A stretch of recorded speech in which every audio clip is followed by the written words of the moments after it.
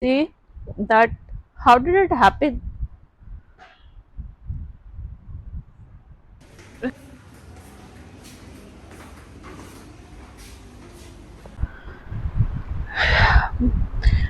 So I remember going to walking to the lift and to the room, and then the staff coming in with IVs and with everything they could come up with. And I'm the person since childhood who cannot see a syringe going inside the skin.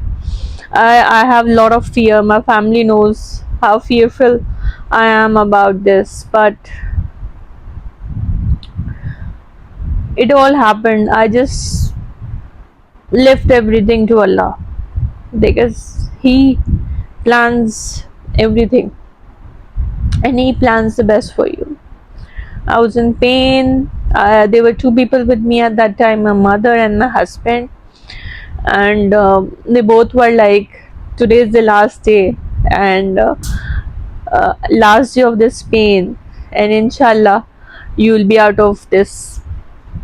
And I also thought like this, thought like that yes, the last time in the morning when I was shaving, taking shower, um, while keeping that last tissue, I said, today is your last day, bye from me forever, and hope to see not you again. And then I went to the hospital. So at around 11 a.m. they came with the team and they said it's time to go to the OT. My mother said, get well soon, best of luck, don't panic, everything will be fine. My husband and my mother took me with the doctors to the OT, and then the gate closed. I was taken into the OT. There was a very sweet nurse, and she said that she came up, she put an ECG, and then checked my BP and all that, all the things she did that were required before going through a surgery. Then two very nice doctors came to me and they started talking about what do you do and things like that. And then they gave me two options. One said that we'll advise you take the butterfly.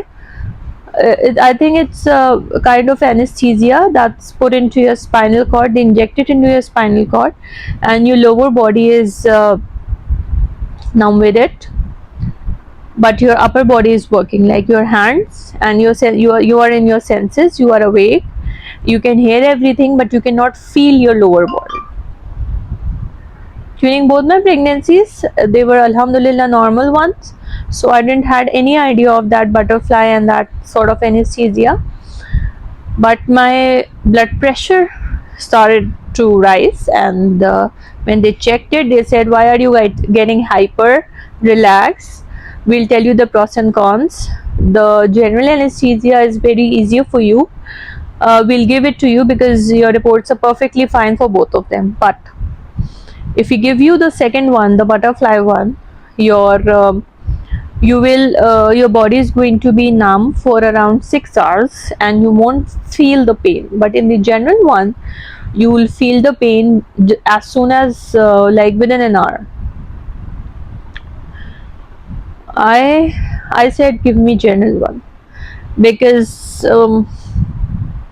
I'm a very I'm a coward in this sense, and I can't bear with if I'm hearing everything. What are you guys talking about and all, and doing the surgery? I said I won't be able to do that. He said, but we'll recommend you to go for it because it's better for you. And then he said, okay, fine, leave it. You just put your hands on your both your hands on the neck and bend down a little, and we'll clean your surface. Now we'll clean your back. While cleaning my back, they held me and they gave me the butterfly. I had a feeling of stinging in my spinal cord, and then I was all numb. I couldn't feel anything, and मुझे कुछ समझ ही नहीं आ रहा, like what is going on with me. Then their team came, they lifted me up, and they put me on my back. And then I don't know what they did, but I just closed my eyes. I started reciting the surahs and the verses I could recall, and I was just praying. And then it started, and all I could hear was that, oh my god, it is big inside, it is deep inside. And the surgery, they said, would be for 30 minutes, but later on it was a long one, and it took around 1.5 hours. And after that, still I couldn't feel anything. They put that bandage and everything, whatever they wanted to, and they asked me that, do you want to see that abscess or that sinus that we have taken out? I said no, I don't want to see it. I think then they called my husband, and he was with the in that process of getting it done for a biopsy, I think. After 10 minutes they put me on some stretcher. Still I couldn't feel anything, and I was constantly telling them that I think I'm going to fall down on the ground. They said no, we have tied you with a belt and I'm holding your hand, we are with you, you won't fall down on the ground. Then they covered me, and they took me out. My heart was so heavy at that time. I just wanted to burst out crying, and I wanted to say, it's gone, it's out of my body now, and inshallah I'll be fine. And I'll do all those things that I couldn't do in those past 5 years. And when I went out, I saw my mother, and she said, my husband was not there, and she said, you're fine, are you okay? And from that lift to the time of till the time they took me to the room, I controlled myself. And then after getting on the bed, I just burst out crying. I cried and cried and cried, and I wanted to let go everything out of my heart. And my mother was like, don't cry, it's okay, and she started consoling and all. I didn't feel any pain, but I was like, it's gone, it's done. And I was on fasting since 11 p.m. last night, and I wasn't allowed any water or anything to eat. I didn't want to eat anything, but I really wanted to drink some water, but I was not allowed. And they said, not at all, no water, you have to just lie straight. And the irritating part was that I couldn't move. I couldn't move anything. There were currents down my spine. I used to start shivering all of a sudden, and then they used to give me drips and all, and constantly they were giving me drips through IV. After that, around I was done with my operation, um, and brought into the room till 1 p.m. And around 7 p.m. they told me that now you can take 2 sips of water. And that was the time I was allowed to take water, and then gradually they gave me more and more water. After every hour they used to increase the dose of the water, and by 10 p.m. at night I was given tea and biscuits.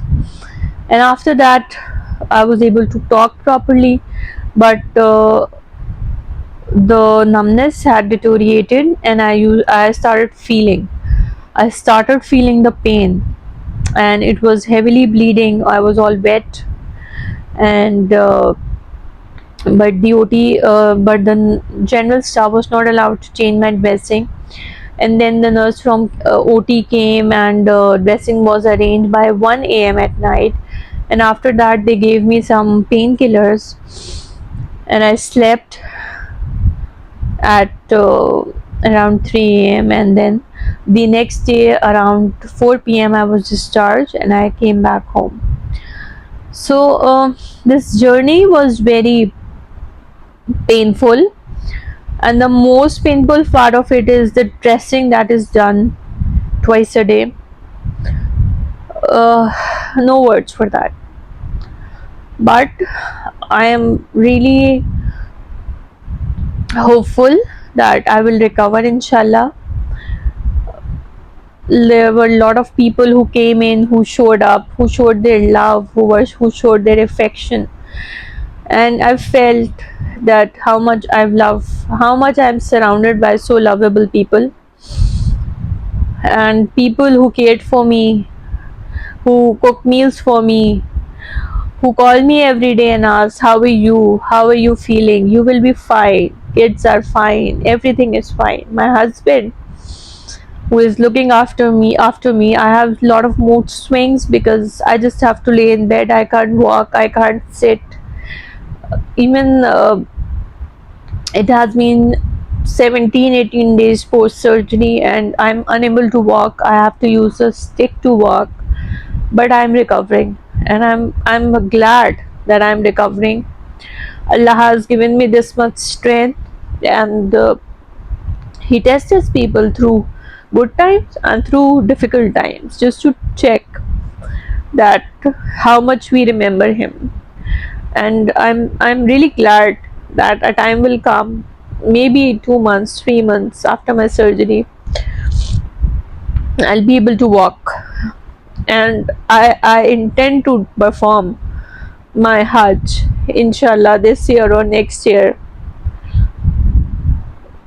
as Allah calls us. But what I think is that I will be able to pray, I will be able to perform qiyam in my namaz, I will be able to play with my kids, and I will be back to a life of a normal person. No pain while sleeping, move, do gym, do workout, do anything, and inshallah I will. My wound is recovering. It's a slow process, but it is recovering. Allah Mia has given me strength, and I need more strength from Allah to overcome this time, to get over with this time, and inshallah I will. And I was thinking to make a video, and it was not just to tell you that how much pain I have been through. This video is just to create awareness that even if there is a small wound that is aching you or anything, please go and consult the doctor as soon as possible. My negligence made it a worse case. They decided to the doctor said that it is going to be a small surgery, but it turned out to be a big one because it had developed roots. There were 7 roots inside that sinus, and they have cut around 12 centimeter, and 12 centimeter into 2.5 centimeter deep. It's a deep cut, and it needs a proper dressing without any contamination. A person from OT comes and does the dressing every day, and at night my husband does my dressing. So I'm trying, everybody's trying to make it easier for me. My brother-in-law's wife, she cooks meals for me. She looks after my husband's meal. My mother looks after everything, my children, my family, my sister-in-laws, my brother's wife, everyone. And Alhamdulillah, I'm blessed.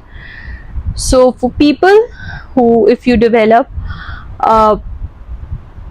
pilonidal sinus, please consult the doctor. And it was just the fear of the treatment of that dermatologist that led me to resist this surgery. because I did not wanted to gain any much further weight. And alhamdulillah, that surgeon is a very good surgeon. If anybody wants to know about that surgeon, you can inbox me for details. And they only gave me a 7-day antibiotic course with painkiller and a multivitamin, and my course of antibiotics has finished.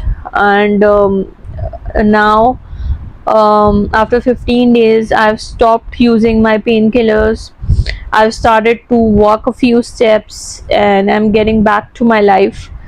And inshallah, once I have fully recovered, I will make another video. And thank you so much for your love and your cooperation. Thank you.